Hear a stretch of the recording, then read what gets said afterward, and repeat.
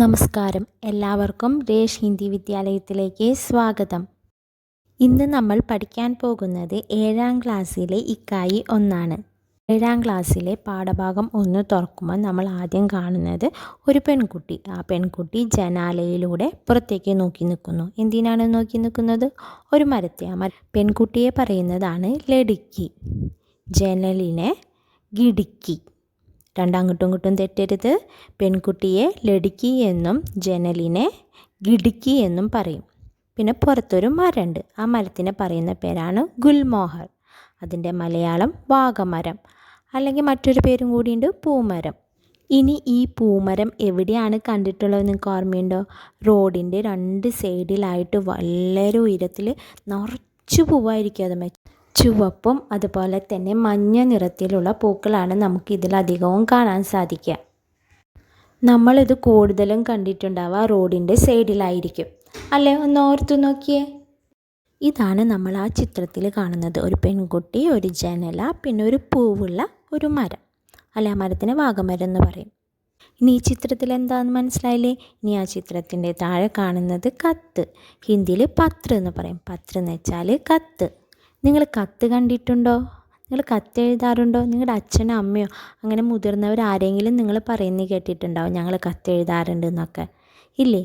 കത്തെഴുതുന്നതിന് ഒരു രീതിയുണ്ട്, ഒരു ഫോർമാറ്റ് ഉണ്ട്. അതേപോലെ നമുക്ക് കത്തെഴുതണം. അല്ലാതെ നമ്മുടെ ഇഷ്ടത്തിന് കത്തെഴുതാൻ പറ്റില്ല. ഇപ്പം നമ്മൾ പോസ്റ്റർ, അതുപോലെ തന്നെ പരസ്യം, അങ്ങനത്തെ കാര്യങ്ങളൊക്കെ ചെയ്യുമ്പോൾ ഒരു ഫോർമാറ്റ് ഇല്ലേ? അപ്പോൾ കത്തെഴുതാനും ഒരു ഫോർമാറ്റ് ഉണ്ട്. ഇനി നമുക്ക് എങ്ങനെയാണ് കത്തെഴുതാൻ നോക്കാം. കത്തിൽ എന്തൊക്കെ ഉണ്ടാവും? അഡ്രസ്സ് ഉണ്ടാവും, തീയതി ഉണ്ടാവും, അതുപോലെ തന്നെ അഭിസംബോധന ഉണ്ടാവും, ഉപസംഹാരം ഉണ്ടാകുന്ന ഒരുപാട് കാര്യങ്ങളുണ്ടാവും ഇല്ലേ? ഇനി നമുക്ക് ഇതിലെ കത്ത് എങ്ങനെ എഴുതിയിട്ടുള്ളത് നോക്കാം. പർസോം എന്ന് വെച്ചാൽ മറ്റന്നാൾ. നാളെ കഴിഞ്ഞുള്ള ദിവസത്തിനാണ് പർസോം എന്ന് പറയുക, മറ്റന്നാൾ. പിന്നെ ഗുൽമോഹർ എന്ന് വെച്ചാൽ വാഗമരം, പൂമരം.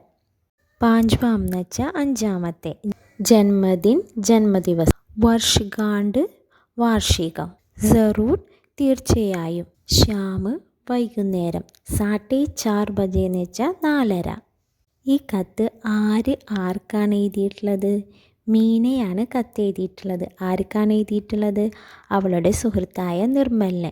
നിർമ്മൽ ഇവിടെ പെൺകുട്ടിയാണ്. ഇതൊരു നിമന്ത്രൺ പത്രാണ്. കശ്യപ് നിവാസ്, ജുഹു, മുംബൈ. ഇതാണ് അഡ്രസ്സ്. അവിടെ നിന്നാണ് എഴുതിയിട്ടുള്ളത്. 4 മെയ് 2014. 4 മെയ് 2014 ഈ കത്ത് എഴുതിയിട്ടുള്ളത്. പ്രിയ നിർമ്മൽ, പ്രിയപ്പെട്ട നിർമ്മൽ, നമസ്തേ, നമസ്കാരം. പർസോം मेरे प्यारे गुलमोहर के पेड़ का 5वां जन्मदिन है.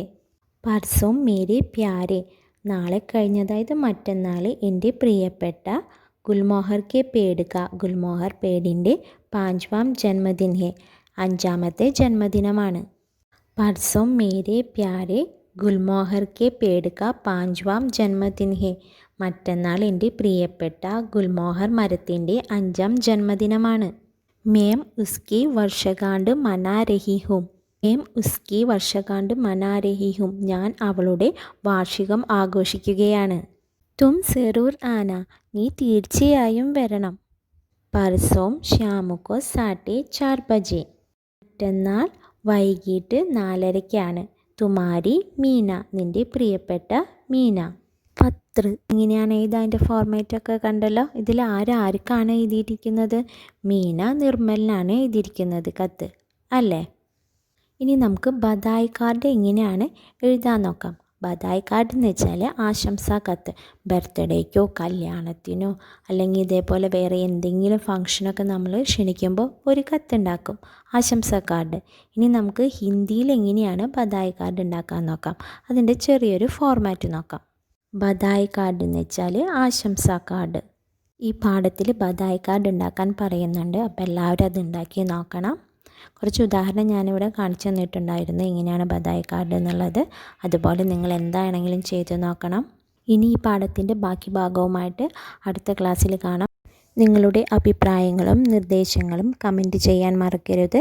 ഈ വീഡിയോ ഇഷ്ടപ്പെട്ടുവെങ്കിൽ please like, share, comment, subscribe, അതുപോലെ തന്നെ ബെല്ലൈക്കൺ അമർത്താൻ മറക്കരുത്. Thank U.